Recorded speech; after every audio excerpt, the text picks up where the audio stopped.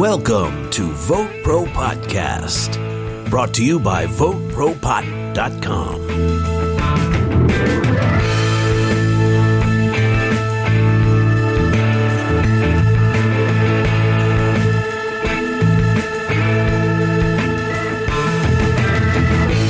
How will cannabis impact the wine trade? A majority of Virginia residents now support legalizing marijuana. And researchers want to know if marijuana is impacting the environment. And we don't mean the smoke.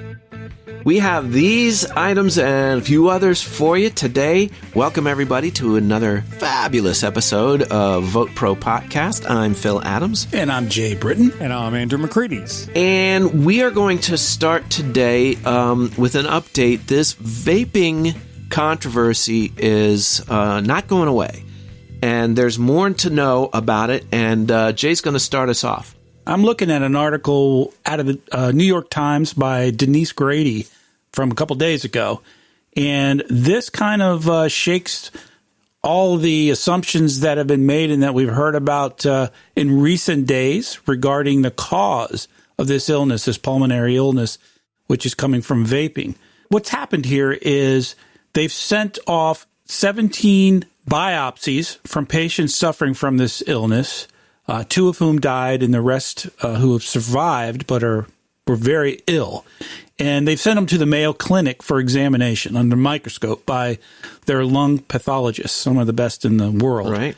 And what they found, all 17 cases showed an injury to the lungs that was that appeared to mimic those from toxic chemical exposure, such as a toxic chemical flame or a chemical burn of some kind. And this is according to Dr. Brandon T. Larson. So what they didn't find was oil. So none of these patients were suffering from this illness as a result of oil accumulation in their lungs, whether it be from, the oil itself or from the vitamin E acetate or any other diluting or cutting material used to change the viscosity of the oil.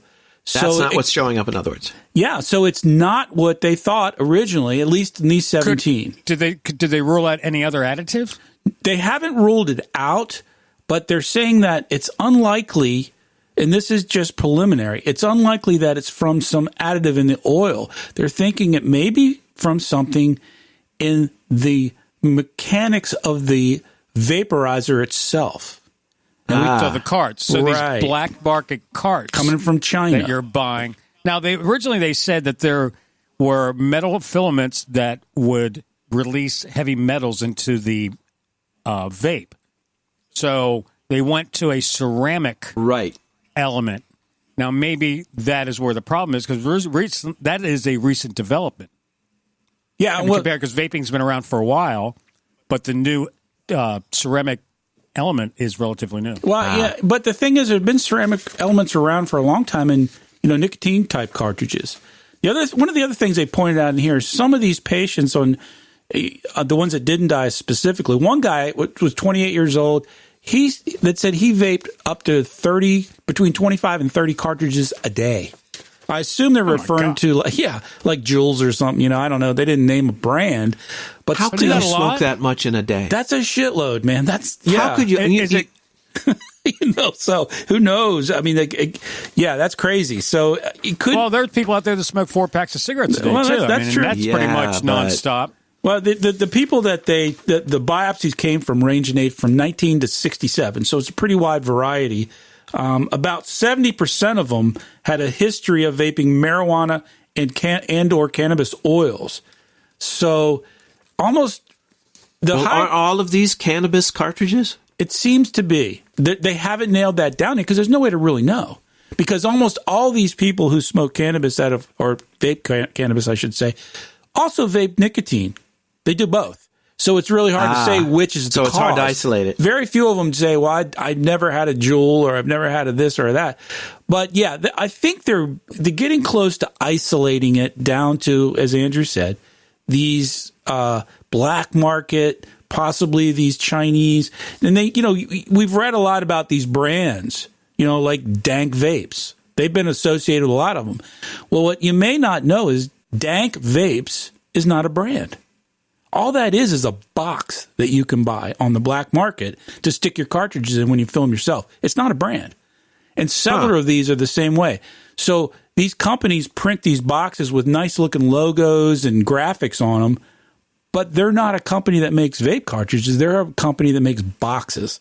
So they're all, they bought a bunch from this brand and others similar and find out not all these cartridges are the same and they're not all manufactured the same way and they're not all manufactured in the same place. They're just buying a box. Right. Now, and here, we get to the crux of what VoteProPot-Cast is all about. The knee-jerk reaction from some people is to say that because these are cannabis, THC cartridges, that this poses a danger and we need to ban cannabis. Right. That's the exact wrong conclusion. The conclusion is that cannabis cartridges have been around for a lot longer than these illnesses, as we've pointed out. And the problem is black market, as Andrew has pointed out. That's not a reason to criminalize it. That's a reason to legalize it. Exactly. And put these black marketers out of business. And put them under the scrutiny of state and or federal quality control regulations, just like with alcohol and tobacco and sure. I mean, how many people died from drinking bad booze back during the Prohibition? A lot. Bathtub gin and stuff. Right. Just one more thing to take away. I think it's kind of important, and it's scary. The sickness, of course, it's horrible, but the vast majority of the people who have actually died, I think we're up to 16 now or something. All of them were either elderly or had other health issues, pulmonary or otherwise, so that their immunities were down and they had a lot harder time fighting it off. So anyway, they had a weakened immune system. That's it. So I really think the vape scare is more of a supply chain issue. If they just get these illegal carts out of the supply chain and just have regulated carts, this problem could go away. That's exactly right. That's a great way to look at this. Right. The one absolute way to solve this problem is to legalize it. Yeah, that's exactly right. Legalize it and because regulate I'd be willing to bet a lot of these people, the illnesses, if you looked on a map, might be showing up in states where legal cannabis vape pens are available. Right. And as you pointed out on our last show, not a single one of these incidents is connected with a commercial vape cartridge bought at a dispensary. Is that correct? As far as I know. As far as we know. I've seen reports that one was in Oregon, but they haven't confirmed that because the person that ultimately passed away in this case may have bought black market cartridges as well. Okay, so so you're right. It's as far as we know.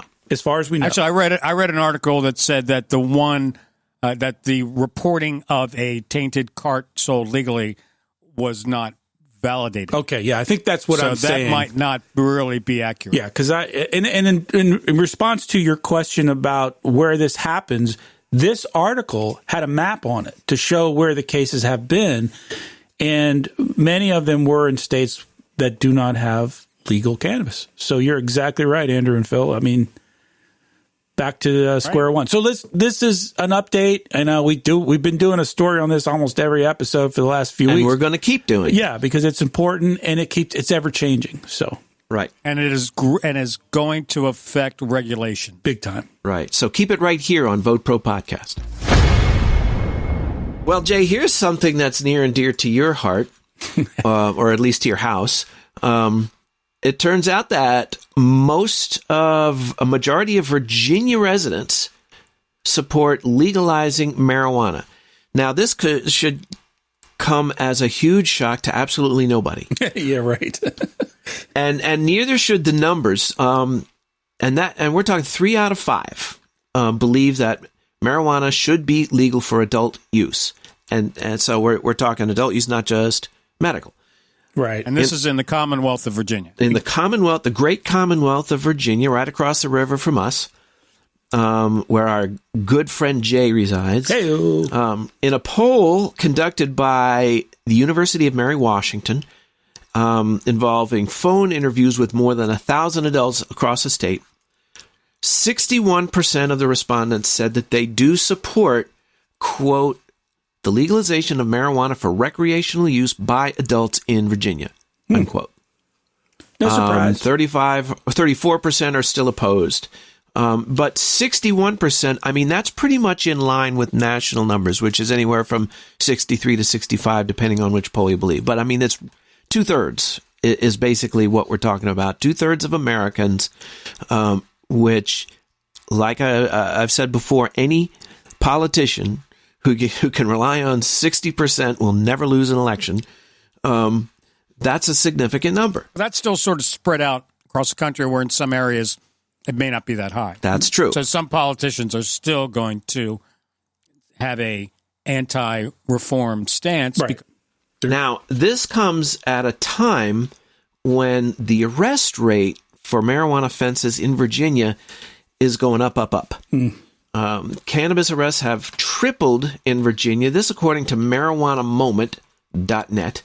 The cannabis arrests have tripled in Virginia since 1999, with almost 29,000, nearly 30,000 arrests last year alone. That's insane. Yeah, it is. Yeah, that's insane. That's just insane. 30,000 arrests? 30,000 arrests in the state of Virginia. Nearly 29%, it says. So it's under 29%. But, in Maryland last year, now or Maryland 29,000, Maryland has a decriminalized law that anything under 11 grams is just a ticket. And if you have a medical card and legally purchased cannabis, the police can't even confiscate it. Right. Correct. And with that being said, they still arrested 17,000 people last year in Maryland for marijuana possession. Nuts. Yep. So the anti-marijuana forces are still out there.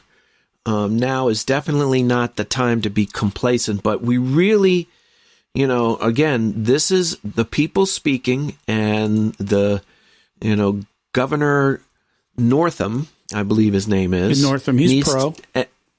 Is he pro? Well, then the rest of the legislature, the House of Commons? Yeah, that's the problem, Richmond, because both senators, Warner and Kane, are pro. And Northam has been kind of wishy-washy, but he's for the most part pro. So it's really the House and the Senate in Richmond that's the issue, Okay, well. I wonder how the tobacco lobby in Virginia is going to handle this, because they're very strong in Virginia. Very. Very strong. Now, is this going to be are they going to stand against it, or are they going to go, wait a minute, that we're going to legalize in our backyard? Now this is an opportunity. Now it's time for Marlboro or Marlboro, whatever company, to get in. Philip Morris. Yeah. Philip Morris. That's a good question. To get in on it, yeah. Yeah, maybe now's the time.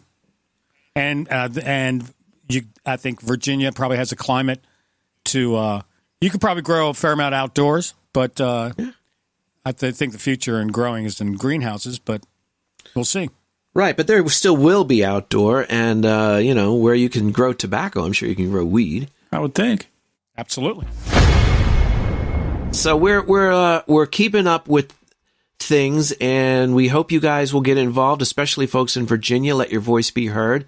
We really enjoy talking and bringing this news to you, and we hope you enjoy listening to it. And if you do, you know what you could do to really help us out and really help us get the word out is to go on to Apple Podcasts, give us a 5-star rating. Takes half a minute. If you have a comment, we'd love to hear what you have to say. But give us that 5-star rating. It'll help us out. And if you know anybody who may be interested in the topic of cannabis, share this podcast with them. They might be interested. Send us an email. We love to hear from you at podcast@VoteProPot.com. And we have a message line, 240-257-2441. Call and leave us a message, and we will play it on the show. Now, there's so much happening in the world of cannabis every week. There's no way we can handle even scratching the surface on the podcast. So we share a lot of information on social networking. So please like, share, follow us on LinkedIn, Facebook, Instagram, and Twitter. Just do a search for Vote Pro Pot. We got an email today from a listener. I'm not going to use their name, but they asked a question that I've heard a couple times. So we will answer it for you as best we can. We're not lawyers, but we'll do the best we can. He says that he lives in a state, we'll just say it's Texas, and he says we'll call it Texas. We'll call it Texas. We'll pretend it's Texas, which is obviously next to New Mexico. New Mexico is looking at including in their medical program reciprocity, so that he says he thinks you can get cards from out of state. I'm not sure that's the case. I think it's more likely they will honor medical cards from other legal states. But with that said, he said, can I go in there, get a card, buy some cannabis, and use it at home? And the answer is hell no. Absolutely not. I'm afraid not. It's not in Texas. Now, the bottom line is that when you live in a state that doesn't allow medical cannabis, you cannot legally obtain cannabis, even for medical use, and from within your own state or from outside of your state. That's correct. That's the law. So don't do it. It's too risky. Yes. And when you take it across state lines, that's just more bigger charges. Trouble. Yeah, that's federal charges. You don't want to go there. Now, I know in Maryland, I think because they do a lot of medical research, there's a lot of hospitals, Johns Hopkins, UMBC, Walter Reed. Mm-hmm. They do allow people, out-of-state residents who are here on medical treatment to get a card and purchase it and use it while they're in Maryland, but they can't leave the state. I didn't know that. That's cool. But you can be an out-of-state resident in Maryland and get a card. Well, they did a story on Channel 4 News here in D.C. yesterday about a woman who was just fired from her job. She works for the state. No, I'm sorry. She works in D.C., I believe. I'm sorry. It's either Maryland or D.C. Both have medical programs. And she was fired from her job. She went to her employer and said, listen, I just want you to know that I've been taking medicine forever for severe back pain from an injury I had from a car accident or something like that. And my doctor recommended cannabis, which I'm using. So I just want you to know that. And they fired her. Was it a private company or did she work for the state? No, she works for the government, the state government. I can't remember if it was Maryland or D.C. I'm sorry. But anyway, that's a big issue these days. So she worked for a state government in a state where it is legal. Exactly. And she has a card. And she got fired for simply informing them of her legal right or her actions under the rights of the law. Exactly. Right? And she said, I've never used it during work. I go home at night and I use my cannabis or relieves my pain for the first time in years I can sleep. And they said, see ya. That is, in my opinion, straight injustice. Yep. Well, they passed a law, where is it, in New York now, that you can't get fired if you work in the city. Yeah. You can't get, or the state, you won't get fired if you're a medical cannabis patient. Now, the thing about this story is if she worked in D.C., meaning she didn't work for a state, she either worked for the city government or the federal government. Now, the federal government, I actually get that. That ain't going to fly. Right. But the D.C. government, I don't know if they've implemented, but Mayor Bowser has talked about giving people leniency. You're right. It is. It was D.C. because they actually talked to her in the story. So it was D.C., not Maryland. You're right. And the issue, we've done stories on it before, Andrew, and they said, there are certain exemptions from being allowed to use it. Like if you drive a school bus. Or, right. If you're a bus driver. And I think it comes down to the issue of there's no way to really test when you use it. In other words, you can tell if somebody's drunk at work. You can test them. Right. And you can test if there's alcohol in their blood. Exactly. That's what I meant to say. And you can't do that with cannabis. I mean, it's going to be positive if you used it last week, or it could be. So right. You'll get false positives. Yeah. Well, not even false, just irrelevant positives. Well, also, I think aren't some police officers trained to visually look at someone and see if they're impaired? Yes. Well, yeah, there are things you can see. There are things you can see. These guys are trained. But as far as our friend from Texas is concerned, we, like Jay said, we're not attorneys, so don't make any real legal decisions based on what you hear at VoteProPot-Cast. We're not even very smart. So, yeah. But I should also mention that we at VoteProPot-Cast do not advocate non-compliance with any existing laws. That comes straight from our legal department. Too many lives have been disrupted, and that's right, by enforcement of these wrong-headed cannabis laws, and the last thing we want anyone to do is to put them in any kind of legal jeopardy for any reason. We want to change the laws. We don't want to violate the laws. Can I get an amen? Amen. So researchers now are wanting to know if marijuana is impacting the environment. And I'm not talking the smoke. The Colorado Department of Health and Environment is studying marijuana and the ozone.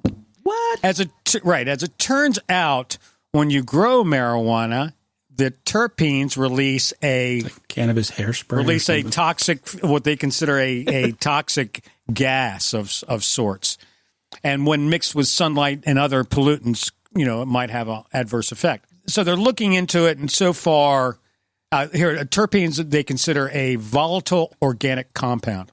So they're doing studies on it, and so far there's nothing conclusive, and there really isn't anything that says now.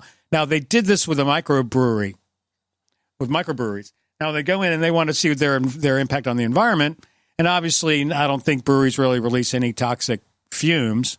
Now, I don't think they're going to find that growing, cannabis, because for centuries there was a lot of cannabis being grown, millions of acres. Sure. So I don't see how. But what they are looking at is our marijuana's industry impact on the environment. So the processing? The processing and growing, yeah. So that's what I think that they're going to be more concerned with. We're going to find some things. I think like cow farts. The smell of cannabis being grown is not going to hurt the environment. I think that's kind of... Well, what spurred this on, Andrew? I mean, what started this? I mean, was there somebody filing an environmental impact statement or something? I mean, what brought this on, I wonder? Well, that's a good question. It doesn't say in the article I read, but... What they did say was what you're going to start seeing more and more is the processing now, because they do use toxic chemicals when processing, obviously, and there is some waste, whether it be organic or chemical. They just want to control and make sure you're not doing anything irresponsible with it. But really the big thing is, and this is what they did in Colorado, they said, as far as the impact of the environment, this single-use plastic is like not good. So they pass a law in Colorado, where you can return your containers back to the dispensaries, because a lot of states do not allow that. So you take your used carts and your used containers with single-use plastic or whatever container, take it back, and in some cases they can sterilize it and reuse it. Well, that'd be good. Or repurpose it. So, repurpose, recycle, reuse. That's good stuff. But I think you're right. I don't think the smell of marijuana growing, I mean, is not going to, certainly not like farting cows. Of course, I guess the big hordes of buffalo that used to roam the plains didn't fart either. But in conclusion, I think the cannabis industry is, for the most part, trying to be responsible. The single-use plastic, I think, and the disposable vape pens are in issues, but I think people are addressing them, and I think we're conscious of it. And I think the cannabis industry so far is doing pretty well, and I think it will do better in the future as far as minimizing its impact on the environment. And the fact that it's a burgeoning industry means this is an opportunity, to start it out right. Yeah. So there was a wine and weed symposium recently.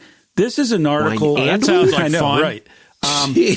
What I found, it's interesting because a lot of there's a lot of sort of nervousness in the wine country about how cannabis and the cannabis industry is going to impact them in legal states. And obviously a lot of the legal states are also big wine states, California, Washington, Oregon even, and yep. So what's interesting about this, and I saw a couple different articles about it. This symposium was about a month ago in Santa Rosa, which is wine country.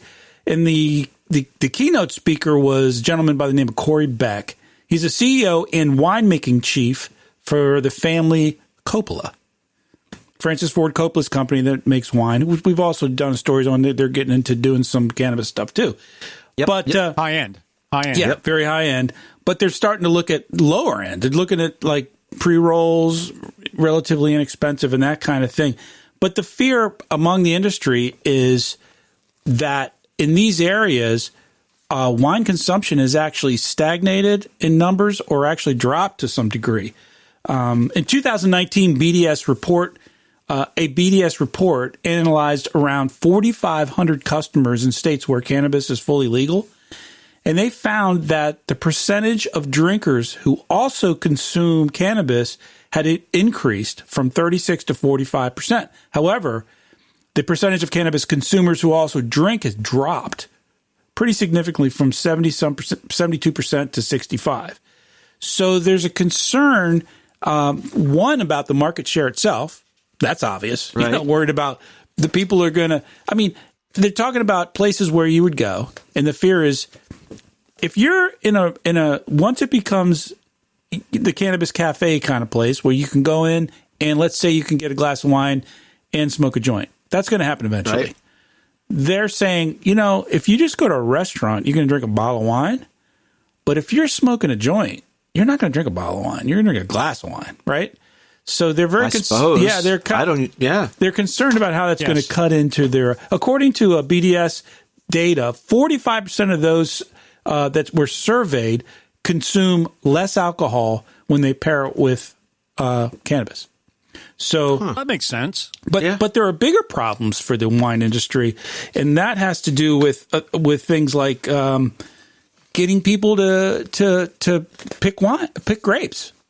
They're having trouble. According to Tom Rodriguez, who's a winemaker and owner of Maple Creek out in Mendocino County, they're having trouble finding migrant workers to work the fields because the cannabis growers are paying them $25 an hour, and it's much easier work because what they're doing is they're getting $25 an hour. I have no idea for trimming weed instead of because it's all the same area. Right, it's in the same area. Right. So they're Napa Valley, Mendocino, Humboldt. The wine growers are paying them $12, so they're making twice as much money for much easier work. So that's creating a problem as well.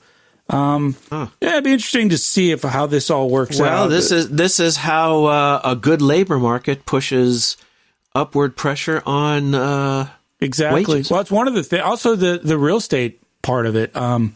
Apparently, but the wine thing. I mean, it's from a consumer point of view. It sounds to me like wine and weed are kind of in competition. Well, they are to a certain extent. That's the point. So the keynote speaker and other speakers in this get together said, let's not try to fight them being the cannabis industry. Let's join them. Let's get together and do this. You know, if I'm a winery, I'm going to work hard to get legislation and regulations passed that are going to let me sell, cannabis too. Or package it or make wine that has THC in it or CBD. So that's one of the things they're looking at. And one of the other issues that came up is the real estate. And according to Doug Caskey, who's executive director of the Colorado Wine Industry Development Board, he said these cannabis companies can afford to pay so much more money in cash for real estate to grow cannabis than the winemakers can. Apparently, there's a lot more profit in cannabis than there is in growing grapes. Well, I read an article about some big marijuana or just large groups with deep, deep pockets going and buying up land in Humboldt County. And the story said, they said all these seasoned growers that have been growing this great Humboldt County weed for decades, they're all gone. Really? They got bought out, and what's moving in is big marijuana because the name and the land, absolutely, the culture, the climate. So they buying up land in Napa Valley, which now all of a sudden increases the cost of your land and your taxes go up. What other agricultural issues are there? Are they going to start competing for water? Are they going to start competing for other resources like fertilizers, whatever? Road construction? Just all whatever kinds of civic things. Just to have a farm. An infrastructure, business. And one of the things he said have a lot of things in common. is he really doesn't want the cannabis industry to use the Appalachian system. He said it's not the same, which is nonsense. But that's what these wine guys are saying. The wine guys don't want them to. If it's grown in warehouses, you can't. Right, that's true. Now, if it's grown outdoors, right. yes, but medical grade cannabis, man, I think, and also the way of the future is warehouses are going to be obsolete one day. It just costs too much money to grow. And with the price going down, wholesale price, you can't afford to grow in warehouse anymore. So, and outdoors, in most climates, you can only do one crop a season. Mm-hmm. Now, if you have greenhouses, you can do multiple crops a year, and you have control over the lights, you have control over everything, So greenhouses are the wave of the future for cannabis. Right. That makes sense. But you can't have acres and acres and acres of greenhouse, can you? Well, they have you ever been to the Netherlands? No. You ever seen the pictures of those the greenhouses as far as the eyes can see? They grow. Okay, flowers? maybe I'm wrong about that. Maybe you can. So we got a nice little fight going on between the cannabis industry and the wine industry, so that'll be fun to watch. Well, I think it'd they be should great like if they work together. Yeah, I think you're right. That's what I was going to say. And I really think a Robert Mondavi brand of cannabis would be great. It also sort of lends credibility to it. It's like, Mondavi, they know how to grow grapes. They know how to process these grapes into wonderful wines. I mean, it only stands to reason they could grow some great weed and process it. Sure. Seems like a no-brainer to me. They should just make one industry, the wine and weed industry. Right? Perfect. Has a nice ring to it. They should allow wine and weed companies. Yeah. That would be something I'd like to see in the future. I think that's something that could work.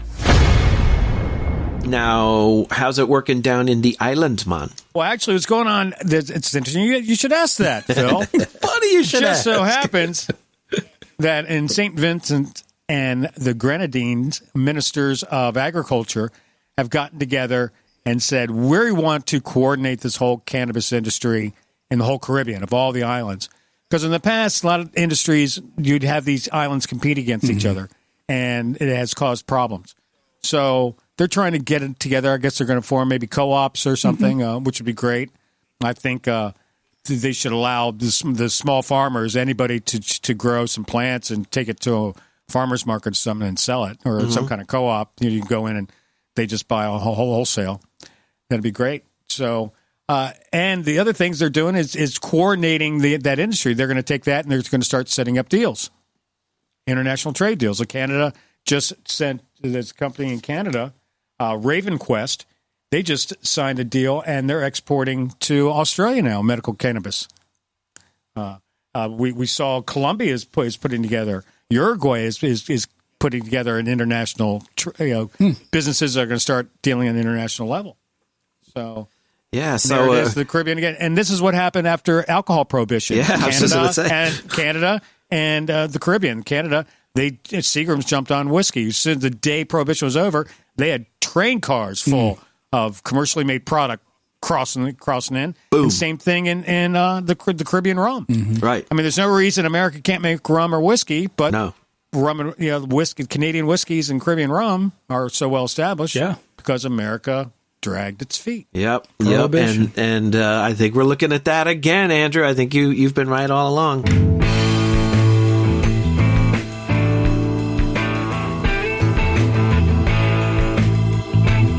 Well, folks, we sure are glad you joined us once again. I know I am, and I think I can speak for my buddies Andrew and Jay that they are very happy. And we hope you'll give us a 5-star rating on Apple Podcasts. We hope you'll share this with a friend. Send us an email at podcast@VoteProPot.com or call our message line 240-257-2441. And we need you to do us a favor. We need you to share our site, the VoteProPot Facebook page and LinkedIn page, with all your friends and associates, your families, your neighbors, your spouses, your kids. Please, your pets, please. We would appreciate it. Your enemies. So please like, follow, and share us on Facebook, LinkedIn, Instagram, and Twitter. Just do a search for VoteProPot. Lock me up. Find me good. Label me a menace to your quiet neighborhood. I don't grow no plants. The state says I can't. That's not freedom. Freedom. Freedom. That's the point. Smoke a bowl. I roll a joint. Do what I want. If I hurt nobody, that's the point. And if I want to get high, why shouldn't I? That's not freedom. Freedom. Freedom. That's the point.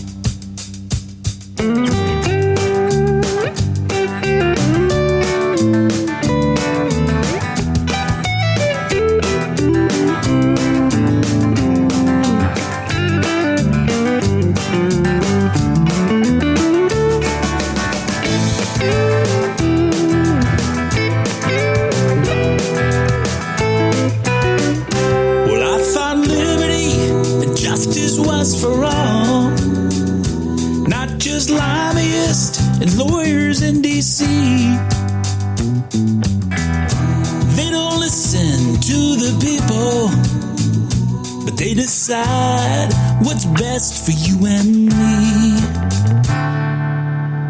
Smoke a bowl or roll a joint. Do what you want if it hurts nobody. That's the point. So let's get high. Yeah, you and I. It's called freedom. Freedom. Freedom. It's called freedom. Freedom. Freedom. Oh yeah. That's the point.